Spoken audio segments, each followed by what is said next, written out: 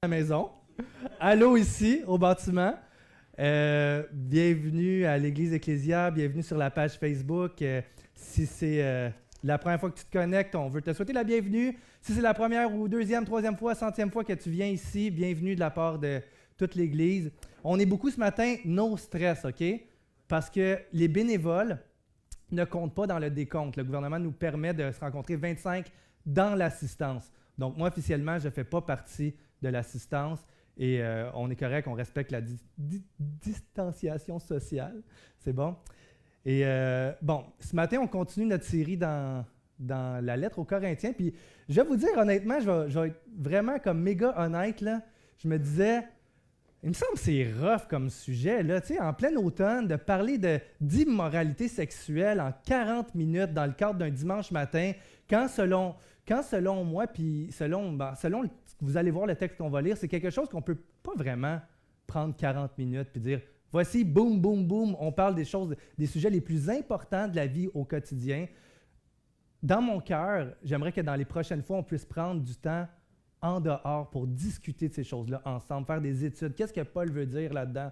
Fait que si tu viens ce matin puis que, bon, tu vas te rendre compte que le sujet, comme ça fait une couple de semaines, c'est assez lourd, assez difficile, ça aborde le thème de la sexualité. Et on croit que chaque partie de la Bible, Dieu veut nous parler à travers ça.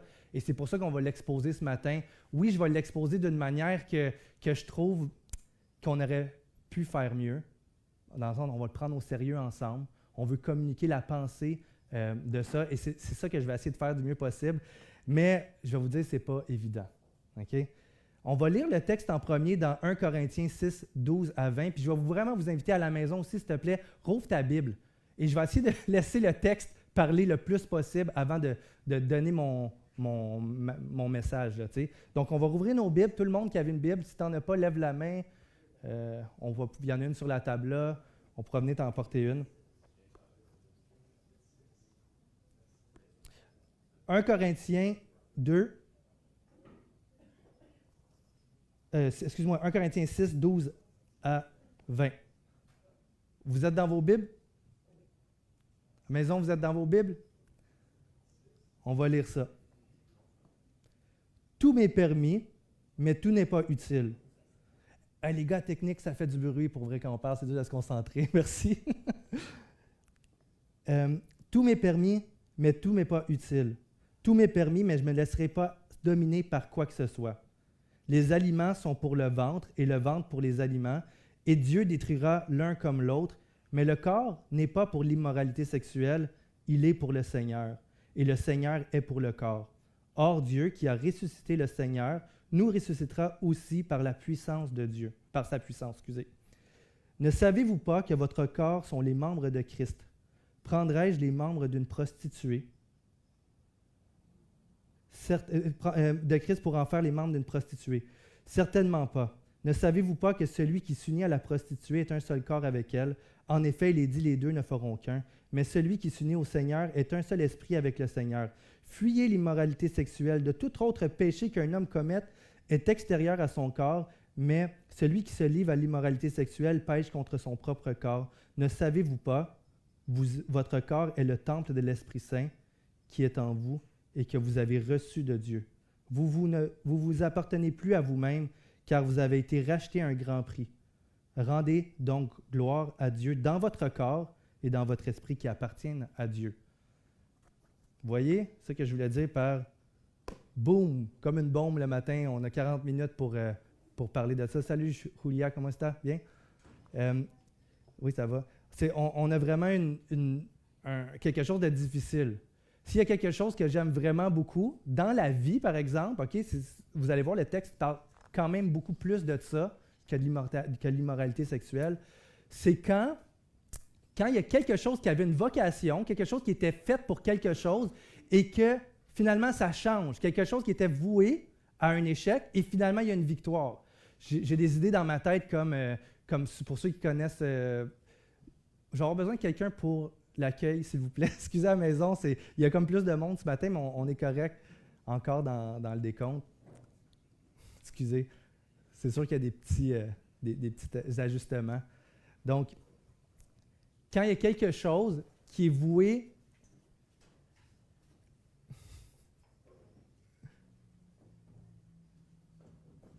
On va reprendre ça. Hein? Merci, Annie.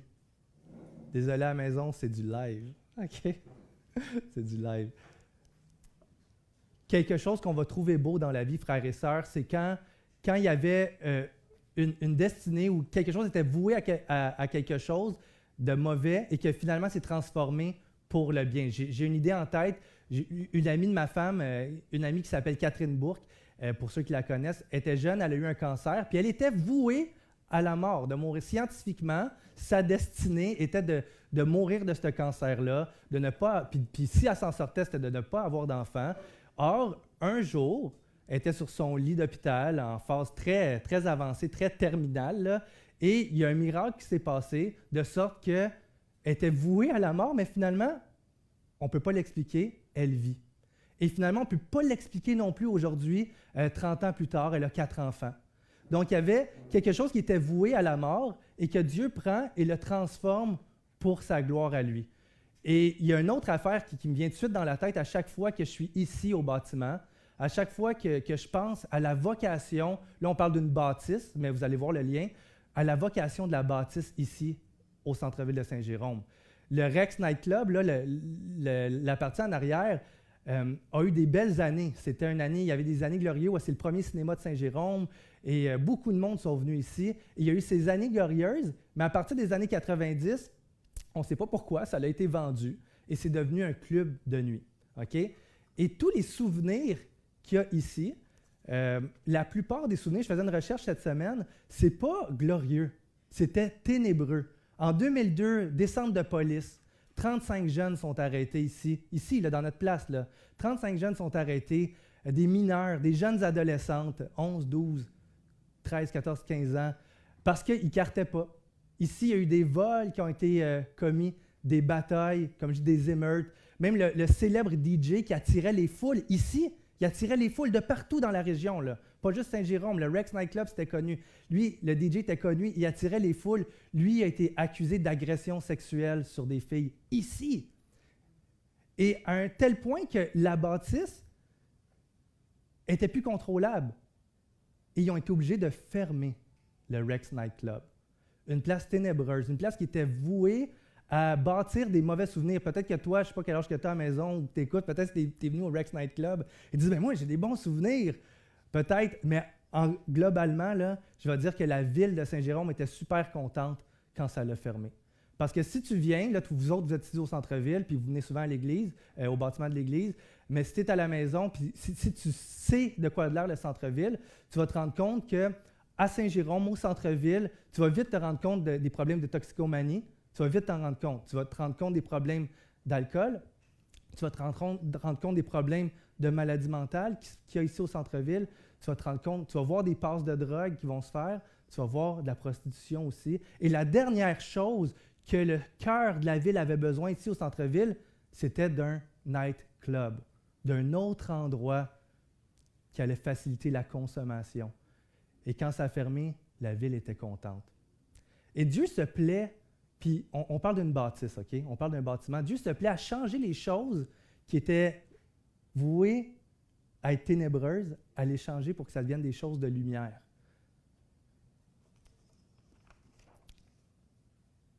Et aujourd'hui, moi, ça me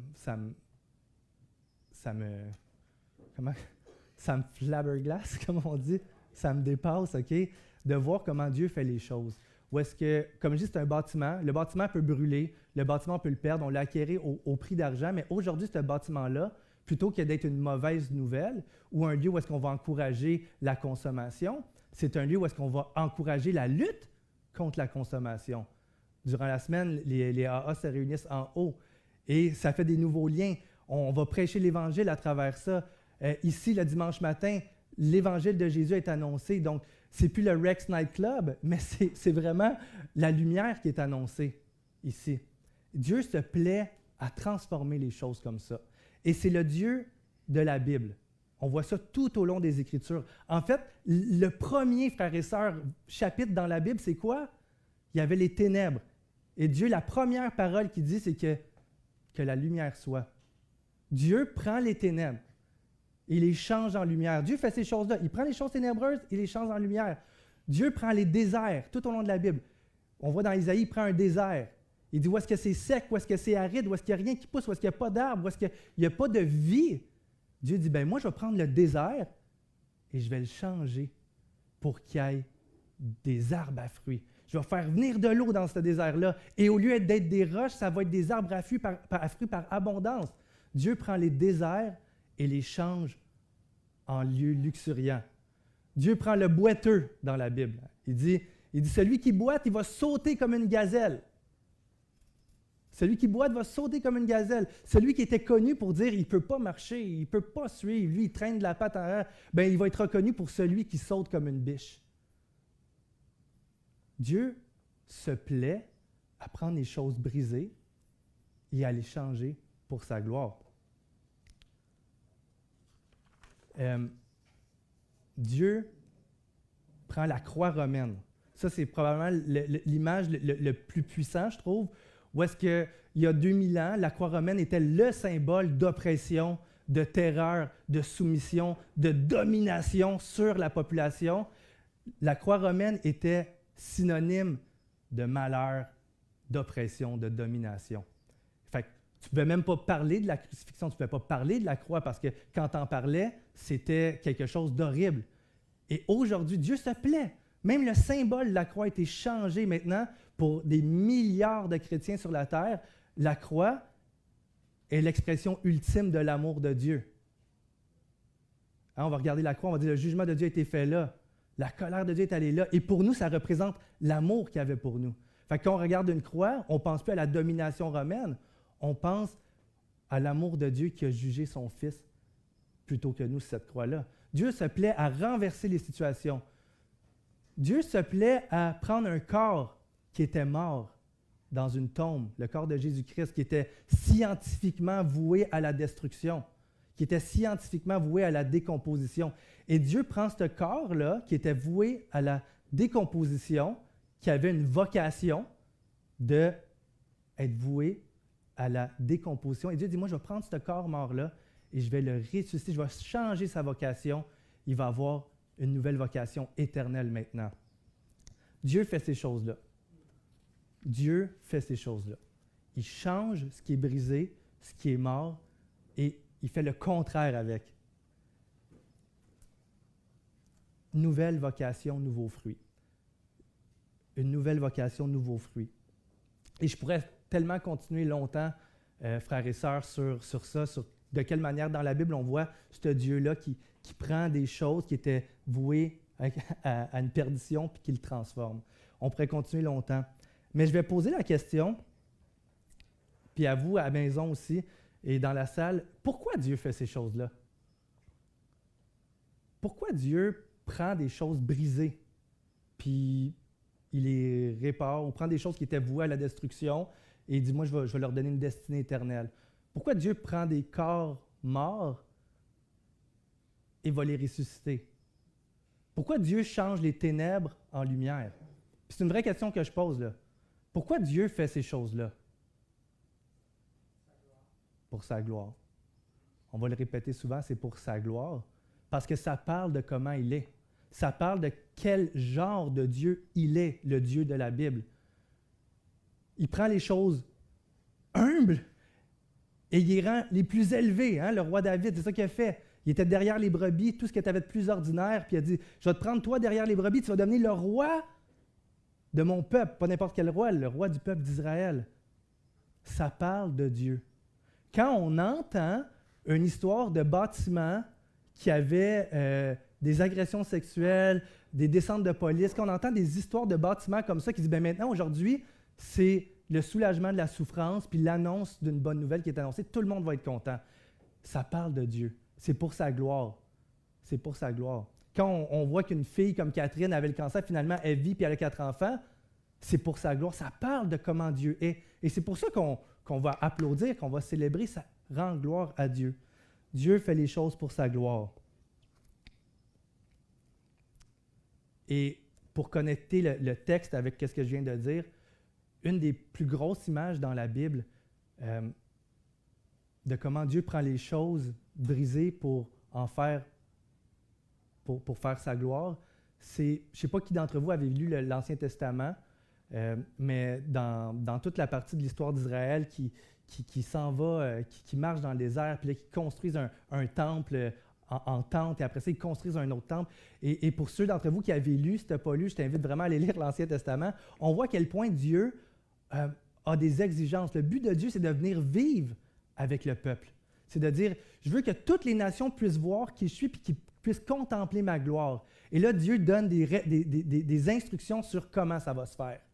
Et si tu as lu l'Ancien Testament, tu vas dire, c'est presque interminable. Beaucoup d'entre nous, beaucoup d'entre vous, avaient déjà probablement arrêté la lecture à quel point ça devenait des restrictions. OK, bien, là, Dieu dit, bien, tu vas faire ça comme ça, le temple. Tu vas faire ça comme ça. Puis là, c'est pas n'importe qui va aller là, c'est lui qui va pouvoir y aller. Puis là, quand tu vas faire l'autel pour les sacrifices, prends pas un couteau à ciseaux à pierre. Tu vas profaner la pierre avec ton ciseau. Et là, après ça, tu vas recouvrir ça d'or. Après ça, tu vas mettre du sang là. Puis après ça, tu vas mettre de l'encens là. Et il y a des milliers de restrictions sur comment s'approcher de Dieu. Et Dieu dit, quand ça va être fait, mon temple recouvert d'or sur la sainte montagne, quand tout ça va être fait, là, tenez-vous prêts, là. La gloire de l'Éternel va descendre et je vais venir dans le temple. C'est presque inaccessible.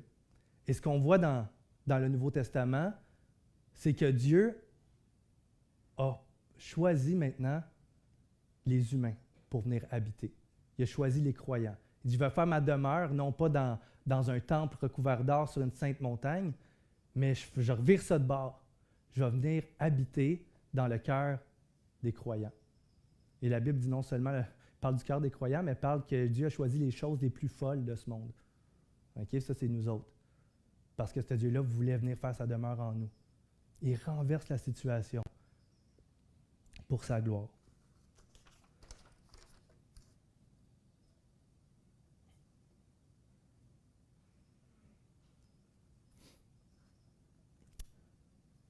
Puis cette compréhension-là de notre nouvelle vocation en Dieu, là, la compréhension de Dieu nous a pris pour quelque chose.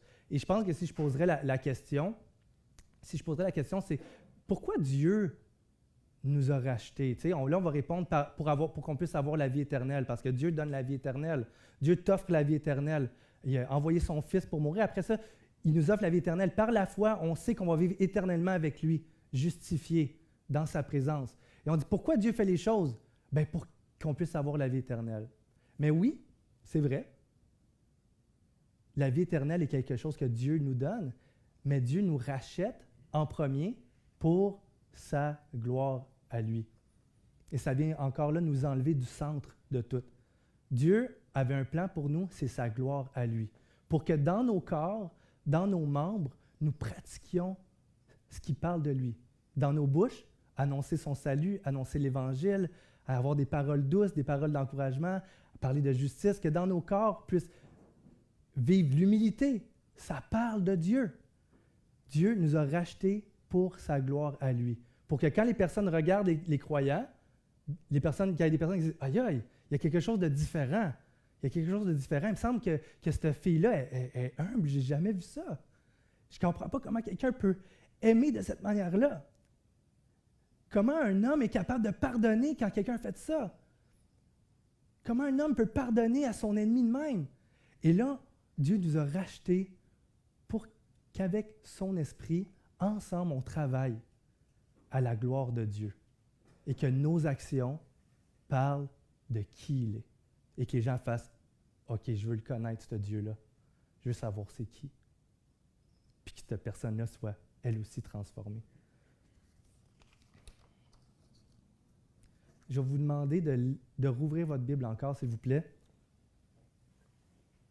D'aller à 2 Corinthiens 12, 1 à 12, 1 à 20, le texte qu'on a lu ce matin. Mais je vais vous demander, même à la maison, rouvre ta Bible, va dans 2 Corinthiens. 2 Corinthiens, excusez-moi, j'ai de la misère avec 2 Corinthiens. 1 Corinthiens 6, 12 à 20. Et ce que vous allez faire maintenant, c'est que vous allez le lire. On va prendre 2 minutes, 3 minutes pour le lire. 1 Corinthiens 6, 12 à 20. À la maison aussi. Je vais même pas le lire. Lis-le dans ta tête. 1 Corinthiens 6, 12 à 20.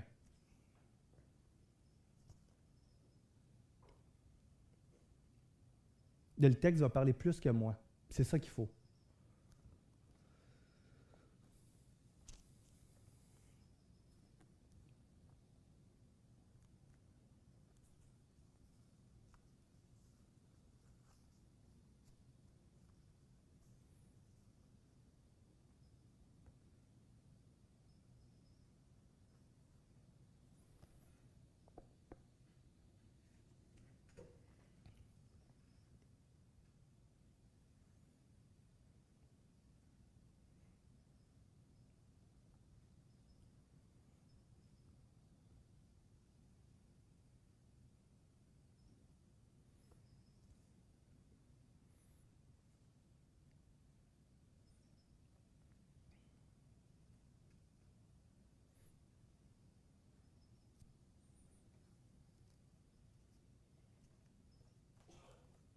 C'est bon, on a lu? Ah, excusez, je pensais que vous avez fini.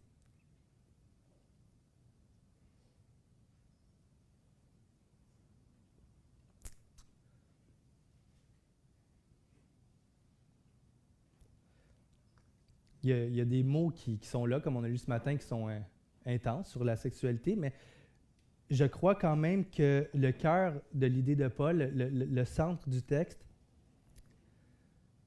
Paul nous parle de notre ancienne vocation versus notre nouvelle vocation. Notre corps sert à quoi maintenant?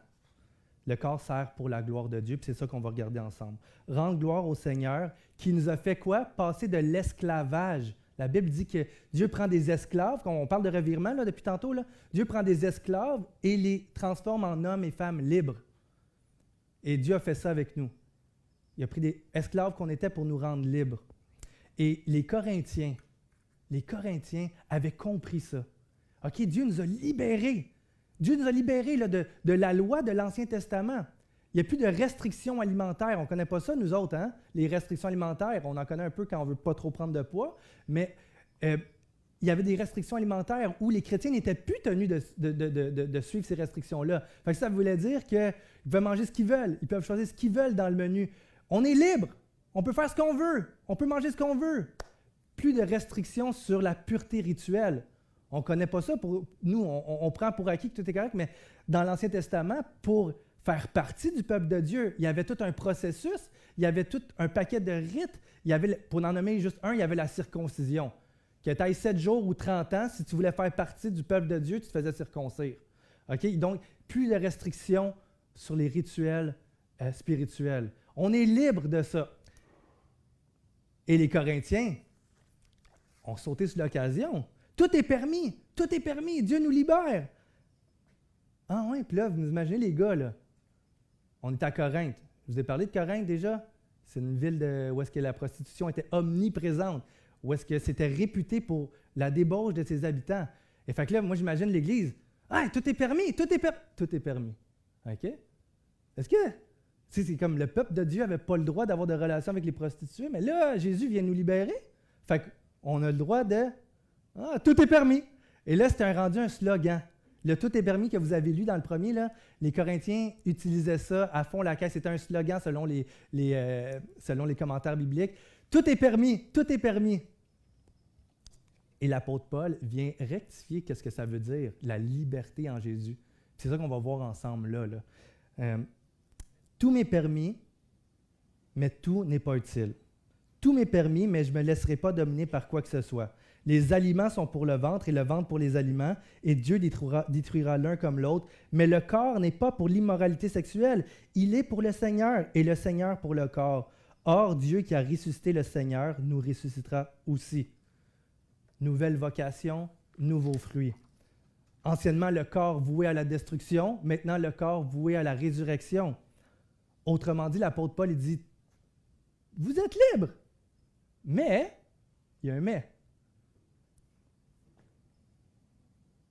Tout m'est permis, mais tout m'est pas utile. Tout m'est permis, mais je me laisserai asservir par rien. Vous êtes libre dans la mesure où votre liberté ne vous rend pas esclave de quelque chose. C'est ça qu'il est en train de dire. Dans la mesure où tu n'utilises pas cette liberté-là pour te rendre sous l'esclavage de tes pulsions sexuelles et de dire, ben, c'est correct, Dieu permet ça, puis je suis libre de toute façon. ben tu n'es pas libre parce que tu te rends esclave. Si on tourne dans Jean 8, 34, c'est marqué « En vérité, je vous le dis », le répliqua Jésus, « quiconque se livre au péché est esclave du péché. » Et c'est des vérités. Là, ça parle d'un thème précis de sexualité. Mais on peut faire comme si c'était... Ah non, on est libre, c'est pas si grave. Non, on t'affirme que tu n'es pas libre, en réalité. T'affirme que tu n'es pas libre. Il y a une nuance. Paul veut faire comprendre aux Corinthiens que la liberté chrétienne, Dieu nous a libérés pour une multitude de choses. Mais surtout, la liberté chrétienne, c'est de dire « Je suis libre maintenant par l'Esprit de Dieu qui m'a racheté d'entre les morts. Je suis libre maintenant de renoncer. Je suis libre maintenant de ne pas me mettre sous l'esclavage, même si ça peut arriver. Dieu ne nous a pas libérés pour qu'on puisse se servir de nos corps pour commettre des injustices.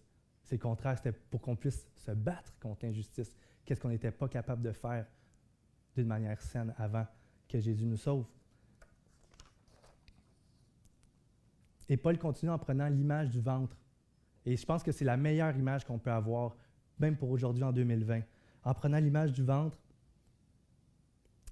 les Corinthiens disaient, le ventre, ok, c'est ça. L'image du ventre et la nourriture, parce qu'à Corinthe, comme ici, la liberté sexuelle peut être comparée à de la nourriture. Ouais, c'est-à-dire, ben, j'ai faim, j'ai mon ventre. J'ai des aliments, c'est pour mon ventre. Et la liberté sexuelle va de pair avec ça, dans le sens que c'est un besoin physique et la sexualité existe pour combler ce besoin-là. Et de la même manière qu'on peut se servir dans tout, plus de restrictions alimentaires, de la même manière, on peut se servir dans notre sexualité un peu n'importe où pour combler ce manque-là, cette faim-là. Mais Paul fait une nuance. Il dit non, il dit c'est pas du tout la même chose. Paul fait une nuance avec l'image du ventre. Il y a une grosse différence. Si vous comprenez le raisonnement, le ventre existe pour les aliments. C'est ça qu'il est en train de dire. Si vous comprenez le raisonnement, il dit, si ton ventre est là, c'est parce que quand il a faim, ben il va se faire, il va aller chercher de la bouffe, puis il va se combler. Et s'il n'y a pas de bouffe, ben les aliments, ils ont...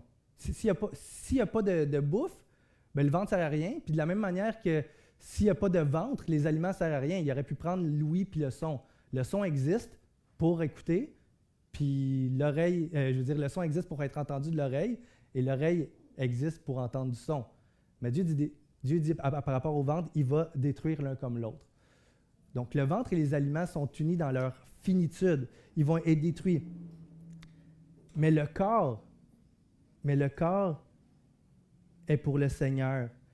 Les Corinthiens, comme nous, souvent avaient oublié leur union avec Dieu. Allô?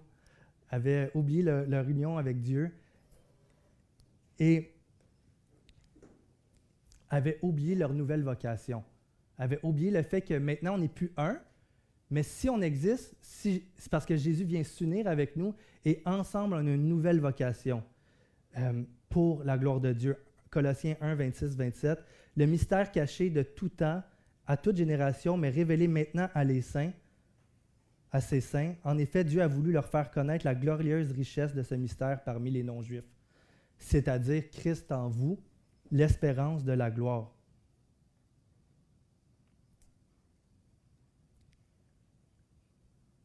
Christ en vous, l'espérance de la gloire. Et nous, frères et sœurs, on sait ça. Hein, s'il y a quelque chose, je pense qu'on ne peut pas nier en tant que chrétien, en tant qu'enfant de Dieu, c'est que Christ habite en nous. On peut tomber, on peut lutter avec des péchés, mais quelque chose qu'on ne peut pas renier, c'est de dire on n'a pas connu Jésus. Non, on le connaît, on sait que ça demeure en nous, même si des fois on aimerait mieux pas le savoir.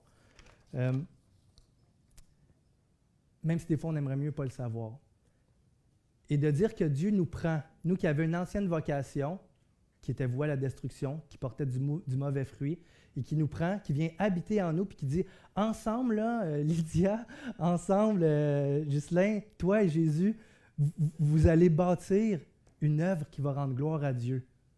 OK? Bien, ça devient super intéressant quand on est en train de parler de sexualité dans la Bible. est-ce que nous, on croit que la sexualité avait une vocation différente avant qu'on soit chrétien que maintenant qu'on est chrétien? Est-ce qu'on croit que Dieu maintenant veut utiliser les relations sexuelles pour sa gloire?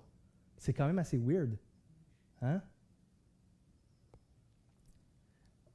Mais je peux vous dire quelques fruits de relations sexuelles en dehors de ce que Dieu veut.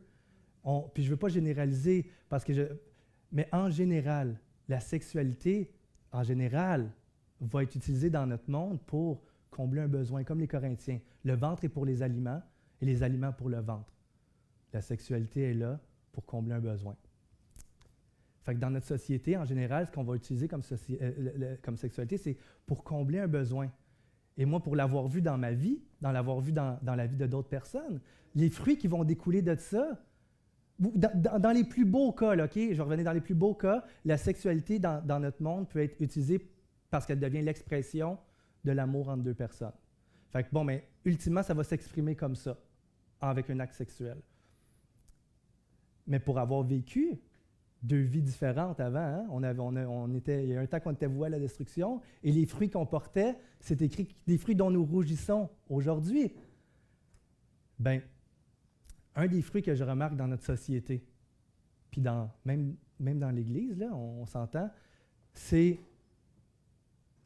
la colère. La sexualité produit plus de colère quand les besoins ne sont pas répondus. La colère, de la frustration.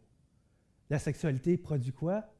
De la culpabilité chez les filles qui ne se soumettent pas aux gars. Et là, il produit de la culpabilité dans leur tête. Voici un autre fruit.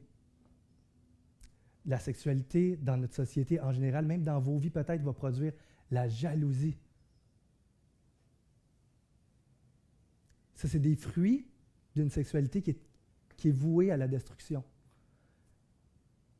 Produit la jalousie. Il y en a un autre que j'avais remarqué. Je vais le retrouver, la culpabilité. Oui, le contrôle puis la domination. Des fruits de ça, d'une sexualité qui est en dehors de Dieu. Mais, comme je dis, est-ce qu'on croit que Dieu veut même prendre, quand il dit qu'il vient habiter en nous puis il veut nous prendre et nous transformer, est-ce qu'il veut aussi transformer ça dans nos vies? La sexualité. Pour que ça produise le bonheur, la joie, la paix, l'amour, le don de soi. Et là, on parle d'une sexualité qui est renouvelée. Parce que c'est une sexualité qui est centrée sur l'œuvre de Christ. Et c'est ça qu'on n'a pas dans l'Église, puis dehors. On n'a pas ça. Et Paul aborde ça. C'est sérieux. On n'est pas en train de vouloir mettre un fardeau, on est en train de remettre les pendules à l'heure sur nous croyons ici que Dieu veut transformer nos vies.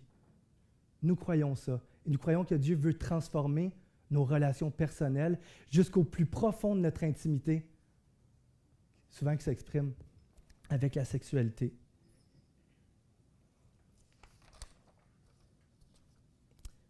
Je posais la question, est-ce que vous savez ça? Je posais la question, est-ce que vous croyez que la sexualité a une vocation différente? Je posais la question pour vous faire répondre tout seul dans votre tête, parce que c'est ça que Paul y fait ici. Parce que dans le reste de son message, il pose 3 fois des questions.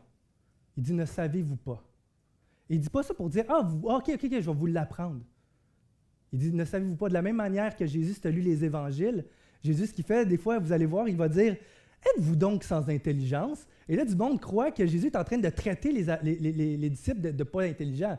Jésus est en train de dire, est en train de poser une question pour que les disciples, ça les réveille, puis qu'ils puissent répondre par eux-mêmes. Êtes-vous donc sans intelligence? Ça veut dire, vous avez de l'intelligence pourtant, et vous le savez. Jésus alimente la réflexion. Et Paul ici, quand il dit, ne savez-vous donc pas? On va le lire là. Ne savez-vous pas que vos corps sont les membres de Christ? Prendrais-je les membres de Christ pour en faire les membres d'une prostituée? Certainement pas. Vous savez que vos corps sont rachetés par Dieu et vous savez que Dieu va ressusciter vos corps.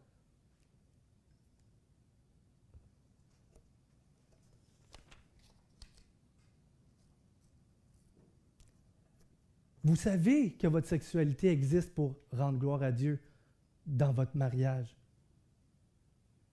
Et l'apôtre Paul, il est dur, là. J'aime pas ça aborder des textes comme ça, mais il est tellement dur. Il passerait pas, là, Paul, aujourd'hui, là. Il passerait pas, il nuance pas, là, il va pas faire les fruits à la racine, là, puis dire qu'est-ce qu'il y a derrière ça. Non, non. Il dit, vous prenez la sexualité bonne et vous la pétez pour plus qu'elle rende gloire à Dieu. Il est en train de shaker. Il n'est pas en train de vouloir provoquer ou d'offusquer, il est en train de vouloir shaker, raisonner. Ne savez-vous pas que celui qui s'unit à la prostituée fait un seul corps avec elle? En fait, il est dit, les deux ne feront qu'un, mais celui qui s'unit au Seigneur est uni avec lui. Ne savez-vous pas encore? Mais vous savez pourtant. C'est ça que ça veut dire. Vous savez pourtant que la sexualité est l'expression ultime d'une intimité pour la gloire de Dieu dans un mariage. C'est pour ça qu'il parle d'union. Ça s'exprime dans le mariage. On va voir ça la semaine prochaine. Après ça, il continue. Fuyez l'immoralité sexuelle. Tout autre péché qu'un homme commet est extérieur à son corps, mais celui qui se livre à l'immoralité pêche contre son propre corps. Et là, peut-être que tu dis, ben moi, j'étais correct parce que ça parlait de prostitution, là. Mais ici, Paul, ouais, c'est drôle, et c'est vrai. Ça parle de prostitution, puis moi, j'ai jamais dépensé d'argent pour ça. Ça parle d'immoralité. Ça vient englober toute la sexualité qui peut être mise à la lumière de Dieu.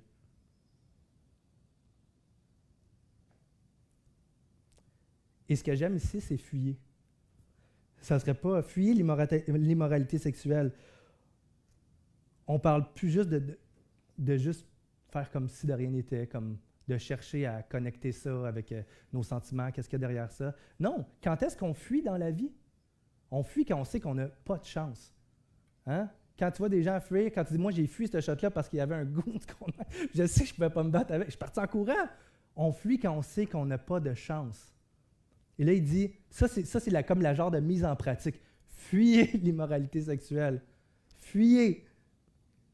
Et nous, les pasteurs, ce qu'on ferait d'habitude, c'est qu'on va faire ce qu'on va. Bon, ben, OK, puis il faut, c'est jamais déconnecté de l'œuvre que Dieu est en train de faire. On va vouloir identifier qu'est-ce qu'on recherche à travers les relations sexuelles. Il faut identifier ça. Qu'est-ce qu'on croit sur nous? Qu'est-ce qu'on croit sur Dieu? Il faut l'identifier. Mais il y a un temps, frères et sœurs, pour fuir. Il y a un temps pour dire non. Au travail, pourquoi tu vas t'asseoir à côté d'elle ou de lui? Tu sais que tu es vulnérable. Tu as une nouvelle vie, une nouvelle vocation. Est-ce que tu peux fuir? Par la grâce de Dieu, tu peux. J'ai reçu l'autre fois un courriel, je l'avais parlé à Philippe, j'ai reçu un courriel, et là, il y a juste la moitié d'une fille. Et là, on ne voit rien, mais presque! Et là, si tu cliques dessus, ça vient, ça t'amène au lien. Et notre tendance naturelle, c'est de ne pas fuir. Fait que là, la souris a fait... Et moi, je me suis rappelé, fuyez. Fait que là, j'ai dit, on va fuir. Fermer l'ordinateur. À ce moment-là, pour un temps, il y a un temps pour fuir. Il y en a un temps. C'est pas du moralisme ou des trucs comme ça. Il y en a un temps que tu dois fuir. Ah, je vais l'inviter à venir habiter chez moi. Comme ça, tu sais, être seul ou il est seul, puis ça va faire du bien, tu sais. Mais on sait qu'on est vulnérable. Et nous sommes enfants de Dieu qui avons été rachetés pour porter du nouveau fruit. Et déjà, on veut avancer dans une direction. On veut grandir. On veut mettre notre sexualité devant Dieu aussi, à la lumière.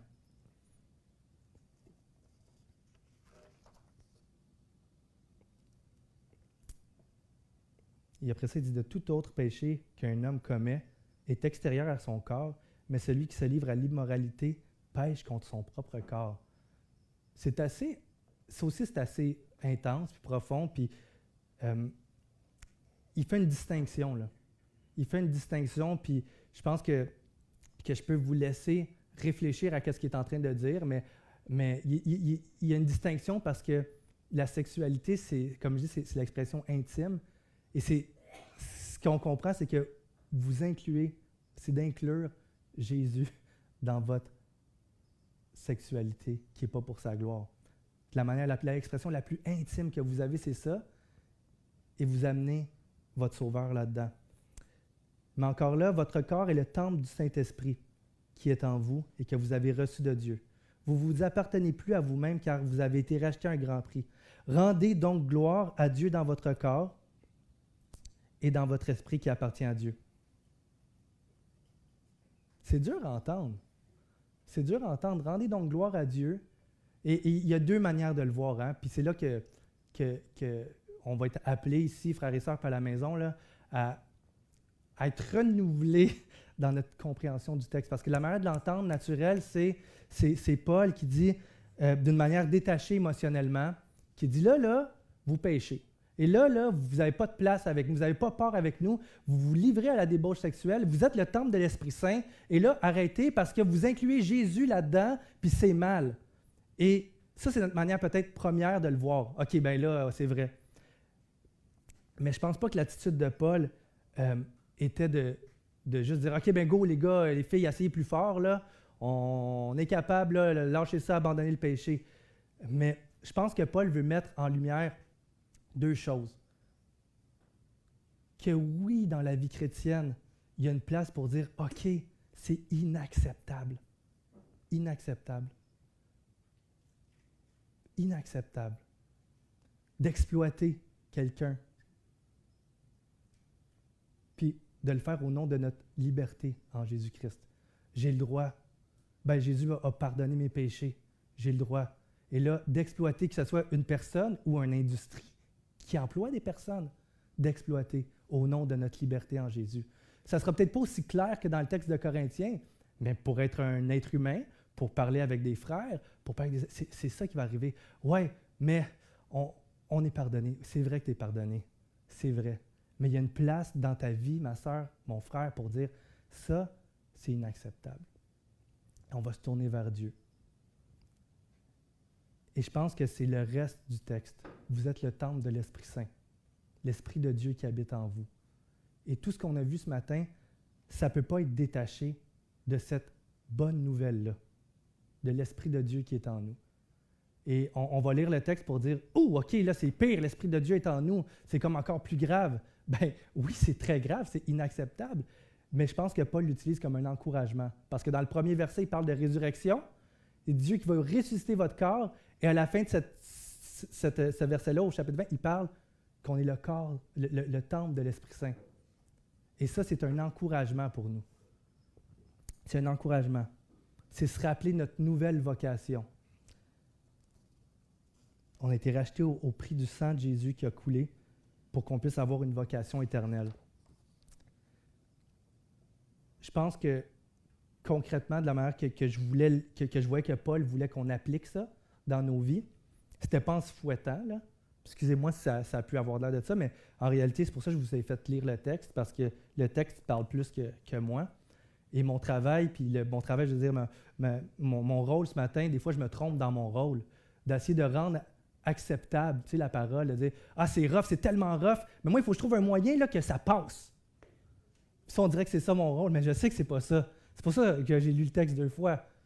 Tu sais, je pense que les mises en garde que Paul dit, puis les outils qu'il nous donne, c'est de garder les yeux fixés sur l'espérance, notre vraie identité en Jésus. Garder les yeux fixés sur l'espérance. Se rappeler, puis déclarer qu'il y a un temps dans nos vies, même si ça semble contre-culturel, pour dire « c'est inacceptable ». Si quelqu'un tuerait, là, on ne l'accepterait pas. Dans le sens qu'on l'accepterait en Jésus, s'il se repent, oui. Mais de dire « Ah non, mais c'est correct, il tue une fois de temps en temps. » Non, on ne l'accepterait pas. Exploiter une industrie ou des gens au nom de Jésus, c'est inacceptable. Il y a un temps pour ça. Une autre mise en pratique, c'est quelle? Je n'ai parlé tantôt. Est-ce que vous vous en rappelez de l'autre mise en pratique? Qui? Fuyez. Moi, ça m'a aidé plein de fois. Ça m'a aidé. Ça dit, Seigneur, j'ai eu comme une victoire à cause de toi. J'ai eu une victoire, on a fui. J'ai fui. Ben oui. Puis terminer ici, dans 1 Thessaloniciens 4, on va tourner ensemble.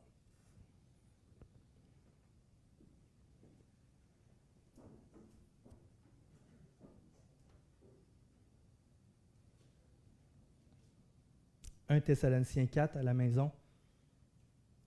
Puis c'est toujours notre tendance à vouloir se fouetter, à dire « Ah, je ne suis pas correct, ah, je suis encore tombé. » Mais ici, Paul, il dit quelque chose d'intéressant qui ressemble au texte qu'on a vu aujourd'hui. 1 Thessaloniciens 4 au verset 7.